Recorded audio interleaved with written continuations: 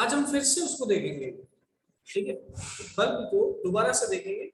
Bulb के अंदर क्या है हमारे पास, देयर इज अ फिलामेंट, ठीक है, and that particular filament is placed inside a glass chamber like this. That filament is placed inside a glass chamber. इस तरीके का ग्लास चेंबर होता है मेरे पास, ठीक है। This is the filament. यहाँ पर इसके ऊपर कुछ इस तरीके से वायर्स लपेटी होती हैं इस तरीके से। This is the filament. This filament is made up of tungsten. This filament is made up of tungsten. And why it is made up of tungsten? Because tungsten is having two major properties. The first property is high resistivity. पिछली class में हम लोगों ने ये बात की थी कि भाई जितना ज्यादा रेजिस्टेंस रहता है सर्किट का उतना ही ज्यादा हीटिंग इफेक्ट होता है। तो यहाँ पर टंगस्टन को क्यों यूज किया गया है? Because tungsten is having a very high resistivity, and due to this high resistivity tungsten heats up very quickly. अब दूसरी प्रॉपर्टी इसकी क्या है? That it is having a high melting point.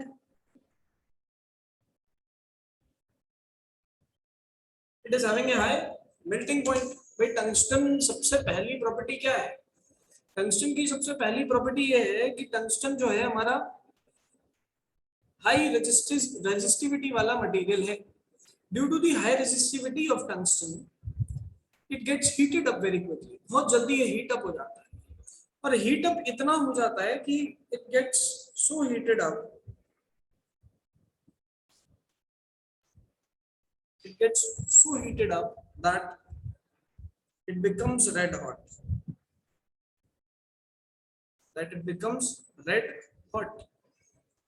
red hot होने के कारण starts emitting light।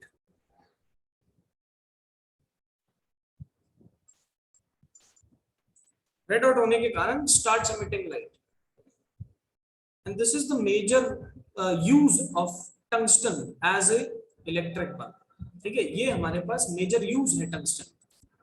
अब इसका मेल्टिंग पॉइंट अप्रोक्सीमेटली कितना होता है? तो इसका melting point approximately 3340 degree Celsius के आसपास होता है। बहुत ज्यादा 3340 डिग्री सेल्सियस, जो कि नॉर्मल करंट की वजह से हीट अप होने के कारण इतना टेम्परेचर नहीं बन पाता, तो ये मेल्ट नहीं करता है। भाई अगर मेल्ट नहीं करेगा, अगर ये मेल्ट नहीं करेगा तो ऑब्वियसली इसके अंदर जो इसकी शेप है वो इंटैक्ट पड़ी रहेगी। वो शेप हीटिंग के कारण, रेड हॉट होने के कारण चेंज नहीं करेगी। और अगर हीटिंग कारण, रेड हॉट होने के कारण ये शेप चेंज नहीं कर रही, तो इसको अपन यूज करते हैं एज अ इलेक्ट्रिक। सिंपल सीधी सी बात है, कुछ मुश्किल वाली बात नहीं है इसमें। एक और आता है heating effects of electric current में हम एक और चीज के बारे में पढ़ते हैं, which is known as fuse wire. Number 2 is known as fuse wire. Now, who can tell me what is a fuse? Fuse क्या होता है? कौन बता सकता है? फ्यूज वायर लगाते हैं। Basically, fuse wire is made up of that type of material which is having a very high resistivity and a low melting point. A low melting point. Why low melting point? Because if the current exceeds the permissible value in the circuit. Now, for example, आपने देखा होगा कि AC के जो switch होता है उस पर 10 एम्पियर ऐसे लिखा होता है। ऐसे आपके मोबाइल फोन का जो अडेप्टर होता है उस पर 2.5 एम्पियर लिखा होता है। दैट मींस उससे ज्यादा वो झेल नहीं सकता। 2.5 एम्पियर से ज्यादा वहां पर वो वर्क नहीं कर पाए, ठीक है। तो यही चीज है, आपके घरों के अंदर इतने सेंसिटिव डिवाइसेस हैं। अब मान लो पीछे से आ गया for example 100 ampere of current, तो ये तो आपके सर्किट के अंदर जितने भी कीमती डिवाइसेस हैं, जितने भी सेंसिटिव अपैरेटसेस हैं, उनको तो खराब कर देगा, डिस्ट्रॉय कर देगा। तो इस चीज से कैसे बचेंगे हम? इस चीज से बचने के लिए हम यहाँ पर क्या करते हैं, फ्यूज वायर को सीरीज में सर्किट में लगा देते हैं। कैसे सीरीज में लगाते हैं? तो उसका डायग्राम देखिए। ये मेरे घरों पे आने वाले इलेक्ट्रिक पोल्स हैं। These are the electric poles.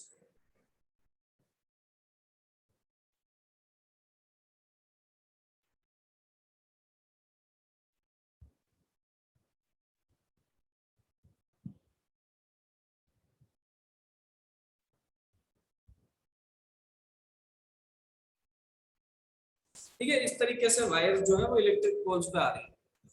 हमने क्या किया, यहाँ से दो वायर्स हमारे घरों में भी आ रही है, ये लो, ये हमारा घर था।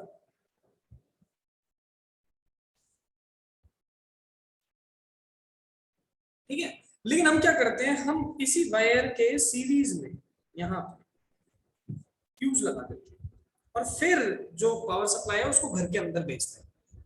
अब ये फ्यूज वायर जो है ये एक सर्टेन वैल्यू तक ही करंट को पास होने देता है, उसके ज्यादा या उससे ज्यादा अगर सर्किट के अंदर करंट की वैल्यू बढ़ जाए तो ये फ्यूज वायर का लो मेल्टिंग पॉइंट होने के कारण खुद क्या कर जाता है, मेल्ट कर जाता है, पिघल जाता है। मेल्ट कर गया तो खुद सोचो, एक जगह से अगर ये मेल्ट कर गया तो सर्किट आपका ब्रेक हो गया, जैसा आपको डायग्राम में दिख पा रहा है इधर। ठीक है, आप इधर देखिए इस डायग्राम में, जिस जगह से ये मेल्ट हो गया वहां पर तो सर्किट ब्रेक हो गया, सर्किट ब्रेक हो गया तो आपके जो कीमती डिवाइसेस हैं वो बच जाते हैं। ठीक है, तो it is a safety mechanism in the circuit, it is a safety mechanism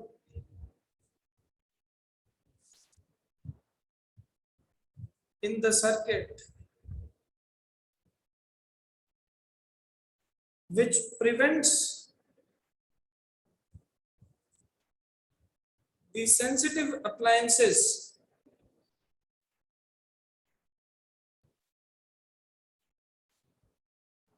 from breaking down due to high current। ज्यादा करंट के कारण हमारे सेंसिटिव अप्लायंसेस खराब ना हो जाए, ब्रेक डाउन ना हो जाए, उससे बचने के लिए हम क्या करते हैं यहाँ पर, उससे बचने के लिए हम अपने सर्किट के अंदर सीरीज में, किसमें, सर्किट के अंदर सीरीज में किसको अटैच करते हैं, फ्यूज को अटैच करते हैं। तो फ्यूज वायर बनती किससे है, तो फ्यूज वायर एक ऐसे मटेरियल से बनती है जिसका रेजिस्टिविटी ज्यादा है बट मेल्टिंग पॉइंट कम है। ठीक है, और इसको हमेशा किसमें लगाया जाता है, सीरीज में। जब ज्यादा करंट आता है तो ये क्या कर जाती है, मेल्ट कर जाती है, मेल्ट करने के बाद खुद पिघल जाएगी, सर्किट डिस्कनेक्ट हो जाएगा, करंट से सारे आपके अप्लायंसेस जो है वो बच जाएंगे। This is the use of fuse wire. आज की डेट में क्या फ्यूज वायर हमारे घर में यूज होती है कि कुछ और चीज हमारे घर में यूज होती है, कौन बता सकता है? एट प्रेजेंट हमारे घरों में फ्यूज वायर यूज होता है, फ्यूज यूज होता है या कुछ और यूज होता है, कौन बताएगा, फटाफट बताइए। यस, रेज आएगा।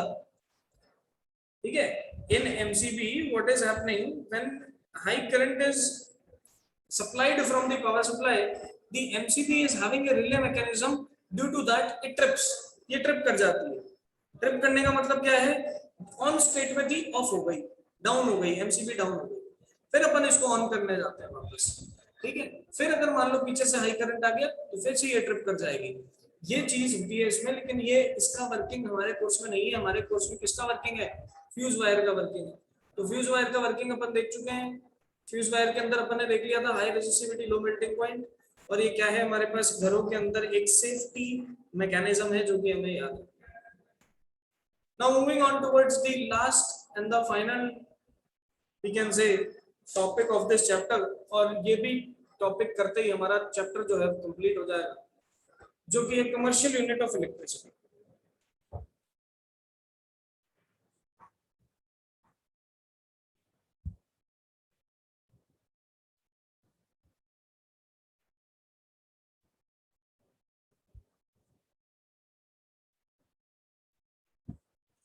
Commercial unit of electricity.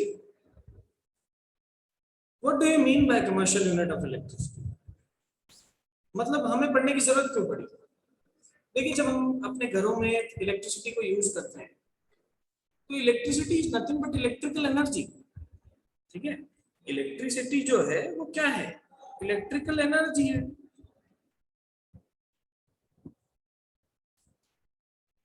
And these electrical energies are measured, कितनी इलेक्ट्रिकल एनर्जी हमने यूटिलाइज की, इसको मेजर करने का एक तरीका होता है, एक डिवाइस होता है जो हमारे घरों में लगा होता है। कौन सा डिवाइस होता है वो, तो आपको पता है, इलेक्ट्रिक मीटर्स होते हैं। ठीक है, इलेक्ट्रिक मीटर्स होते हैं। ये इलेक्ट्रिक मीटर्स पहले ब्लैक कलर के आते थे।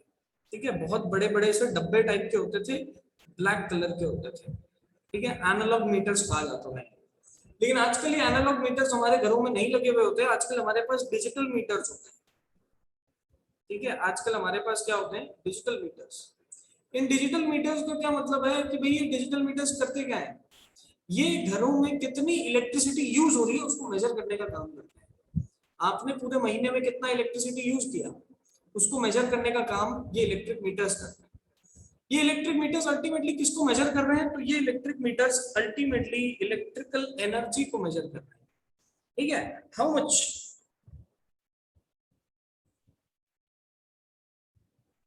Energy is utilized by us, ठीक है, ये कैलकुलेट करके बताते हैं। ठीक है, तो कितनी एनर्जी हम यूटिलाइज कर रहे हैं उसको कैलकुलेट करके कौन बताता है, ये इलेक्ट्रिक मीटर्स को बताता है। अब ये इलेक्ट्रिक मीटर्स क्या कैलकुलेट करते हैं उसकी बात करते हैं। इसकी बात अपन हालांकि 9th क्लास में भी कमर्शियल यूनिट ऑफ इलेक्ट्रिसिटी आया था, work energy in power chapter के अंदर। आज वही चीज बस रिपीट हो रही है और कुछ नहीं है। कितने बच्चों को 9th क्लास से ये टॉपिक याद है? 9th क्लास में ये जो टॉपिक पढ़ा था कितने बच्चों को याद है?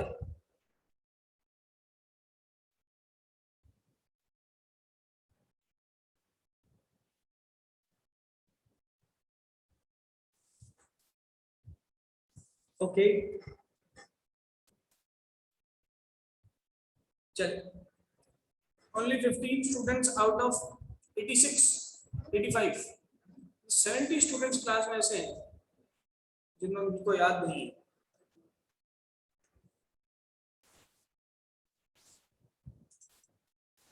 चलिए, नो प्रॉब्लम, आगे चलते हैं। हम लोगों ने बात की कि कमर्शियल यूनिट होता क्या है, ये तो चीज चलो अपन को क्लियर हो गया। अब हम क्या करते हैं, घरों में किस तरीके का कमर्शियल यूनिट होता है जिसको हम यूनिट बोलते हैं। आपने सुना होगा अपने घर वालों को, ठीक है, आपने अपने मम्मी पापा को बात करते सुना होगा कि इस मंथ में 1000 यूनिट्स का बिल आया है, या 1200 यूनिट्स का बिल आया है, या 1500 यूनिट्स का बिल आया है, या 500 यूनिट्स का बिल आया है। यूनिट्स क्या है, वो इलेक्ट्रिसिटी को मेजर करने के बारे में बता रहे हैं। ठीक है, हर महीने के एंड में एक इलेक्ट्रिसिटी का बंदा आता है, बोर्ड का बंदा आता है, वो आपके घर पे आके मीटर को चेक करके जाता है कि आपने टोटल कितना खर्च किया एक दिन में, एक महीने में। फिर उसके अकॉर्डिंग आपके घर पे विद इन 2-3 डेज बिल बन के आ जाता है। ठीक है, फिर आप उसको बिल को पे करते हैं। तो वो बिल को मेजर किस फॉर्म में करता है, इस यूनिट्स के फॉर्म में करता है। हमने हमने एक चीज 9th क्लास में भी पढ़ी थी, 10th में भी पढ़ी है कि भाई जो पावर होती है ना, इलेक्ट्रिकल पावर, वो क्या होता है, work done per unit time, work done per unit time, and work done can be written as energy. Work done को ही हम क्या लिख सकते हैं, एनर्जी, और इसको एनर्जी अपॉन टाइम को हमने पावर के बराबर लिख दिया। यहां से we can write that the energy comes out to be power into time, energy comes out to be power into time. ये हमारे पास एनर्जी का फॉर्मूला। अब यहां से मैं एनर्जी निकालूंगा कि एक यूनिट में कितनी एनर्जी होगी। अब इस एक यूनिट को कहते क्या है, पहले तो ये बात करें। एक यूनिट को कहते हैं किलोवाट आवर। क्या कहते हैं, किलोवाट आवर।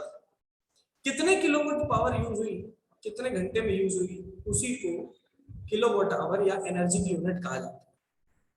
अब पावर को देखो आप 1 किलोवाट, क्या रख दो 1 किलो, और टाइम को आप 1 आवर रख दो, इसी को आप क्या बोलोगे, 1 किलोवाट आवर बोलोगे। अब see what is happening, 1 kilowatt can be written as 1000 watts. 1 kilowatt को हम क्या लिख सकते हैं, 1000 वाट्स लिख सकते हैं। चलिए, तो ये हमारे पास 1 किलोवाट आवर की वैल्यू आ रही है, ध्यान से देखना। एक घंटे में कितने सेकंड होते हैं, तो एक घंटे में होते हैं 3600 सेकंड्स। किसी को अगर दिक्कत है तो 1 hour is equal to 60 minutes and 1 minute is equal to 60 seconds. So 60 minutes equal to 60 into 60 seconds, जो कि हो गया 3600 सेकंड्स। ये किसके बराबर आ गया, 1 आवर के आ गया। तो किसी को इसमें दिक्कत नहीं होनी चाहिए। हमने एक घंटे की जगह 3600 सेकंड बस लिख दिया। अब हम क्या करेंगे, यहाँ से मल्टीप्लाई, तो 36 into 10 to the पावर क्या आ रहा है, 5 आ रहा है। ठीक है, वॉट इंटू सेकंड करेंगे, आंसर बनेगा जूल में।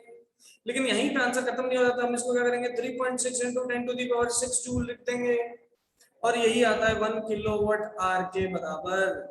तो बेटा जब भी हमसे कोई पूछे कि यार 1 किलोवाट आवर क्या होता है, आप बोलोगे sir 1 kilowatt hour is the energy which is used to measure the electricity which is coming into our houses. जो हम घरों में इलेक्ट्रिसिटी यूज कर रहे हैं उस इलेक्ट्रिसिटी को मेजर करने का जो यूनिट होता है उसको किलोवाट आवर कहा जाता है।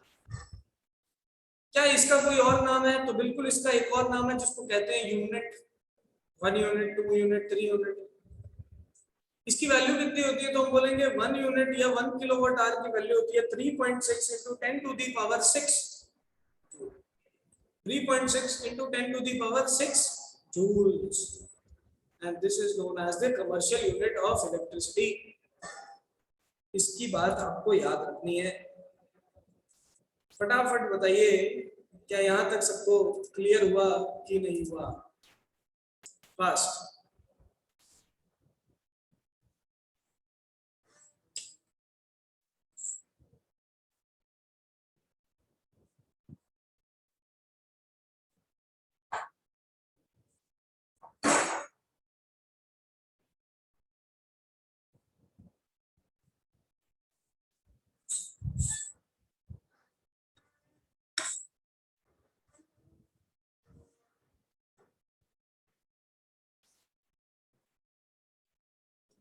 चलिए, बहुत बढ़िया बात है, फिर तो बहुत ही बढ़िया बात है।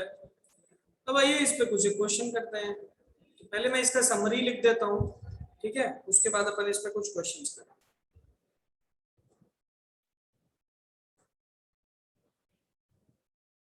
समरी इसका मैं कैसे लिख सकता हूँ? मैं इसका समरी ऐसे लिख देता हूँ,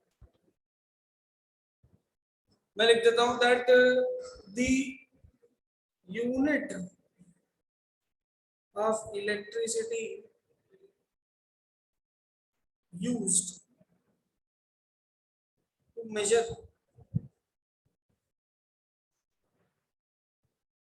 the consumption of electricity, the consumption of electricity in our houses is called commercial unit of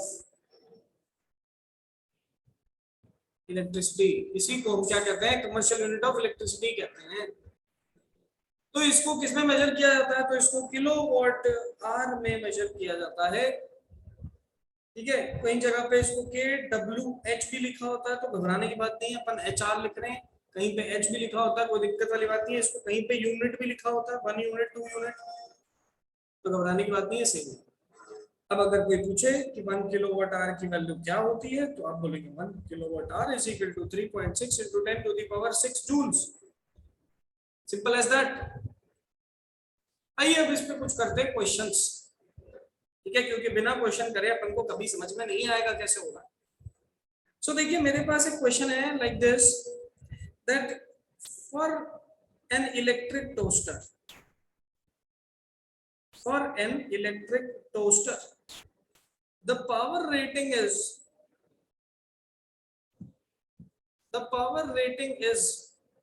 800 watts।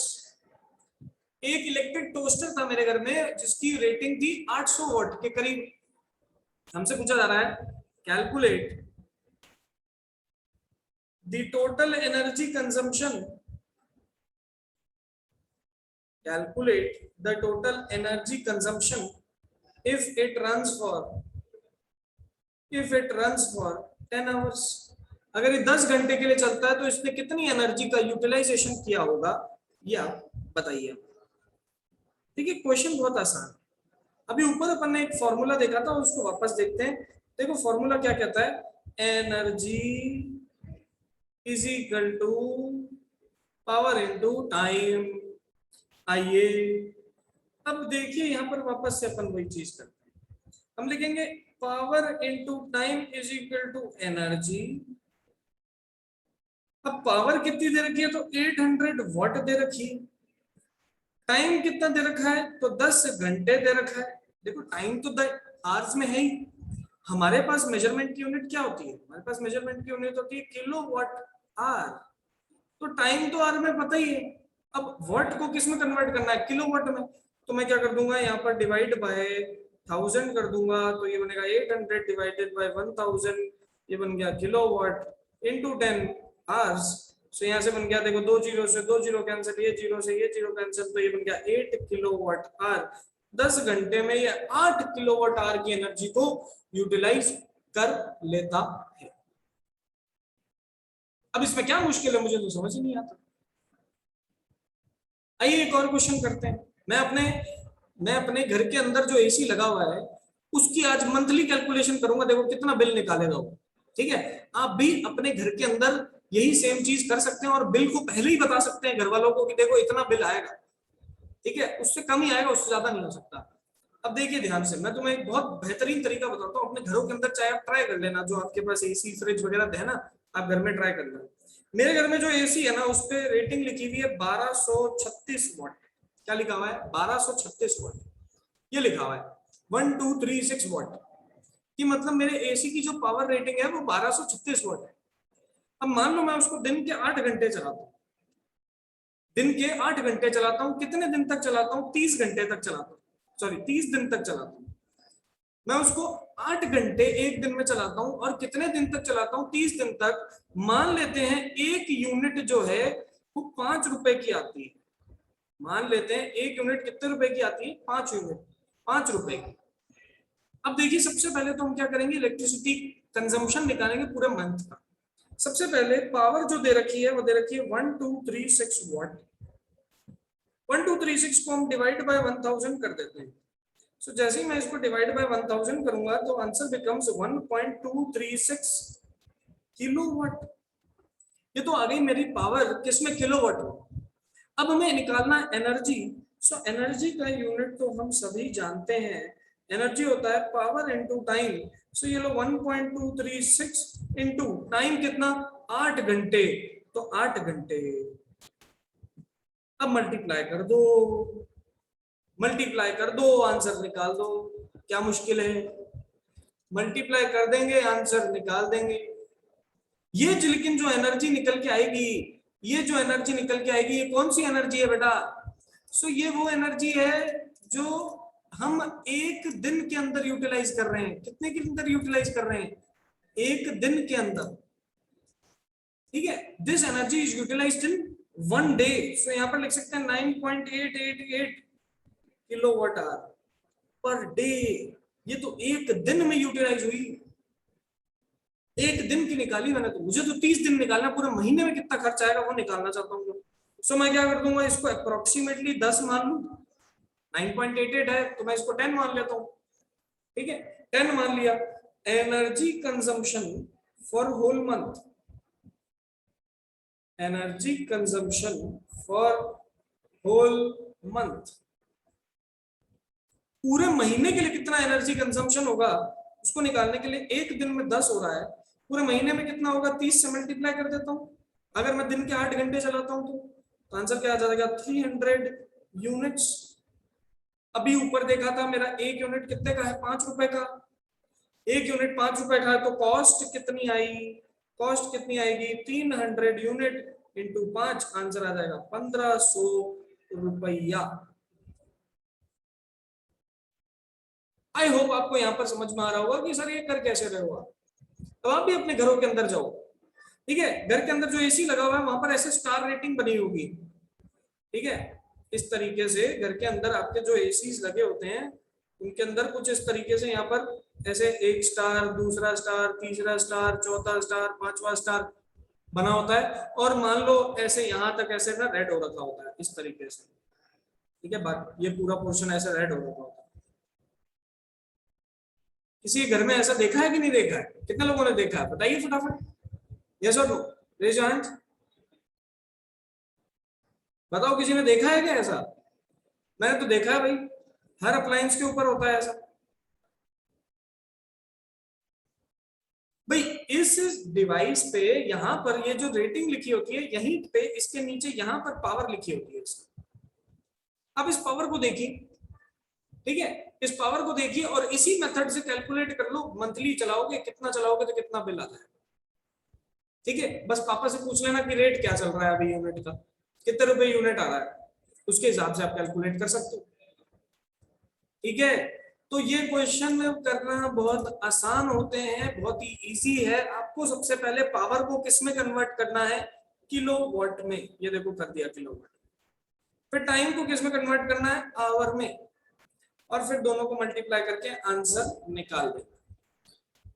आप पावर को किलोवाट में कन्वर्ट करो, टाइम को आर में कन्वर्ट करो, दोनों को मल्टीप्लाई करो, एनर्जी निकल आएगी किलोवाट आर में। अब जैसे मैंने एसी वाला एग्जांपल लिया, एसी के अंदर कितनी रेटिंग थी, 1236 वाट थी। इसको मैंने पहले तो किलोवाट में कन्वर्ट किया, डिवाइड बाय 1000 करके 1.236 आंसर आ गया। फिर एक दिन की एनर्जी निकालने के लिए 1.236 को मल्टीप्लाई कर दिया 8 से, फिर मैंने आंसर निकाला 9.88, जिसको मैंने अप्रोक्सीमेटली 10 मान लिया, मतलब एक दिन में 8 घंटे चलाने पे मेरा एसी 10 यूनिट खर्च करता है। सो 30 दिन में कितना करेगा, तो 10 को इंटू 30 कर लिया, आंसर कितना आ गया, 300 आ गया। 300 आ गया तो 300 को 5 से फिर मल्टीप्लाई कर दिया तो मेरा बिल आ गया। मतलब सिर्फ एसी 1500 रुपए एक महीने में खर्च कर देगा, खत्म बात। ठीक है, और ये मेरा आंसर कंप्लीट हो चुका है। बताइए किसी को कोई डाउट है इसी के अंदर तो हैंड रेज करिए।